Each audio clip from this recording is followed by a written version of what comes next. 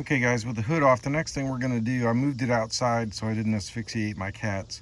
But I'm going to go ahead and remove the fuel pump fuse, which is this one right here. You're going to have to check your owner's manual, which I ended up having to do also. This one being a police truck, the fuses are slightly different than your standard Tahoe. So with that pulled off, we're going to go ahead and start the truck and let it run until it dies to bleed off the high pressure fuel system.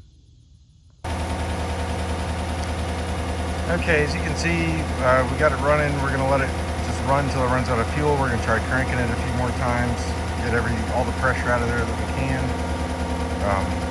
You can kind of hear that ticking on that number 6. A little bit.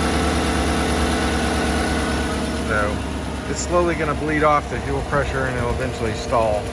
And then we can put it back inside and start taking things apart. Okay, one thing that is kind of annoying, all these drawings for your fuse boxes, they never have any orientation on them, so it takes 5 minutes to figure out which direction the fuse that you're looking for is. Anyway, in this case, the fuel pump module fuse is right here, number 25. It's 30 amp fuse, I've already got it out.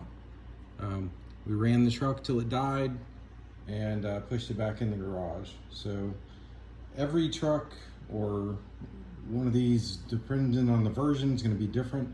This one being a police truck, it's got 2 batteries, it's got, a lot of different things. So make sure you read the manual in this case and pull that fuse, because you don't want 1,000 psi of gas spraying in your face.